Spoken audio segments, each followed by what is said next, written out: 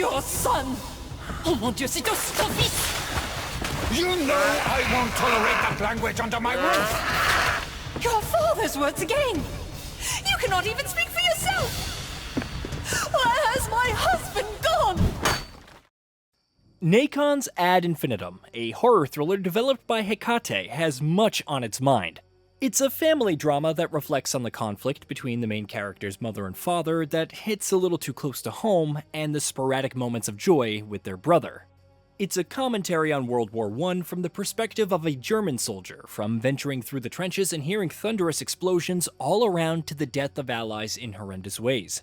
It's also deeply psychological, with the protagonist experiencing all these horrors in a never-ending cycle within their mind and attempting to break through. Looking at all of this, it may seem that the developer's reach exceeds its grasp. While it balances these disparate themes and weaves a dark tale of family, war and loss, Ad Infinitum suffers due to the jank elements of its gameplay, poor AI, and lackluster horror. It's not a complete failure, so much as uneven, and delivers some great visuals and voice acting to go with its solid but sometimes oddly matched soundtrack.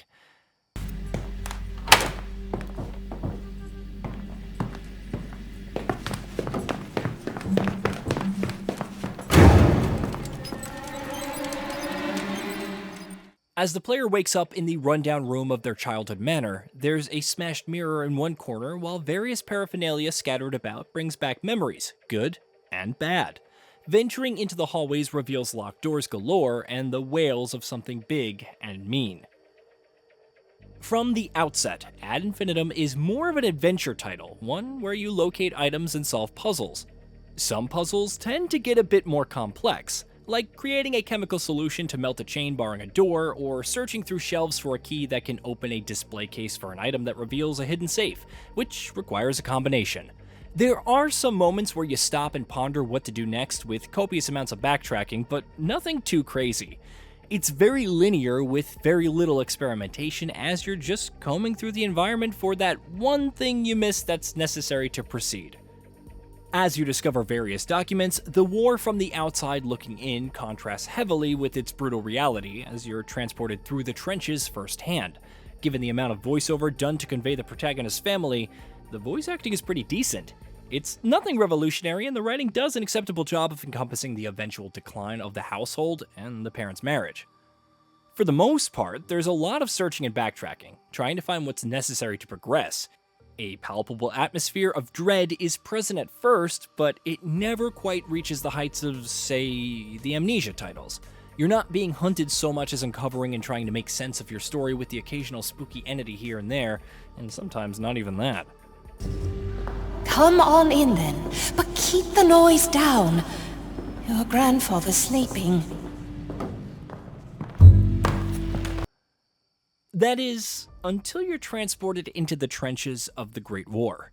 The gameplay takes on a considerable shift here, with elements like breaking through boards, crawling under barbed wire, and tackling various monstrosities. Tackling is a strong word. There's more sneaking going on and running around to be had as you avoid making any sounds. Certain sequences warrant making noise and then sneaking past, though this highlights the game's overall jank. When caught by any of these creatures, you're subject to a button-mashing sequence to escape. It's easy to get locked into an animation when trying to crawl through an opening, resulting in your quick demise. But then you're respawned past the checkpoint anyway.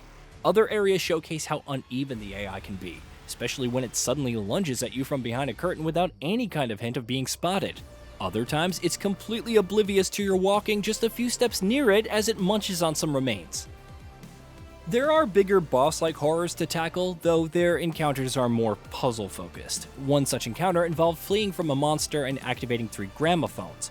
You could go with evil music, or good, and the decision had long-standing consequences, because the game outright tells you. After that, you activate a single switch and then conclude the fight. There isn't much tension to any of this, as the monster has a set radius within which it can pursue you. It leads to some ridiculous moments where you walk into its detection radius, watch it lumber towards you as the music swells, and then back out, upon which it returns to casually strolling around.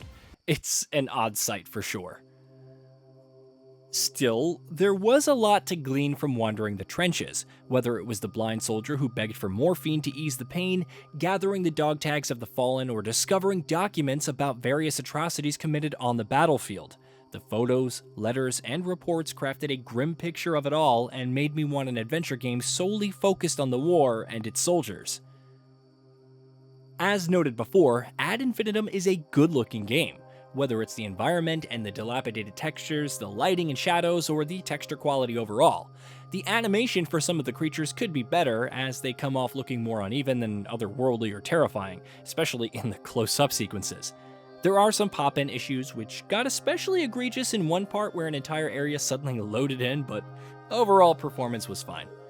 The music is composed well, though there are times when it felt unnecessary, diminishing any feeling of tension.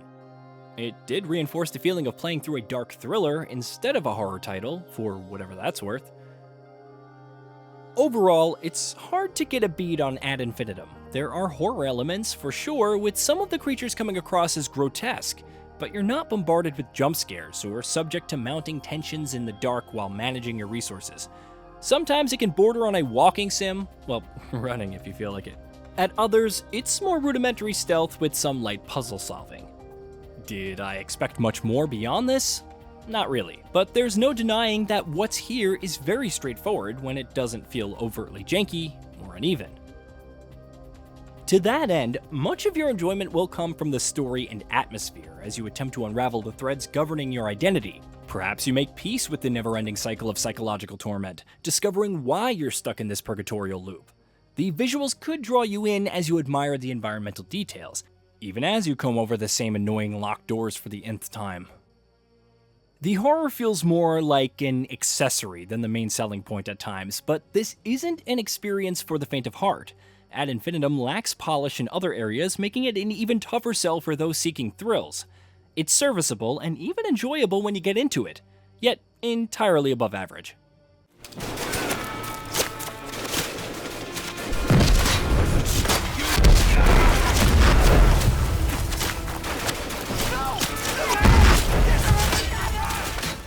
Hey, did you know that we at GamingBolt upload new videos every day? Stick around, drop a like, subscribe, and hit that bell, and let us know what kind of content you'd like to see in the future with a comment below.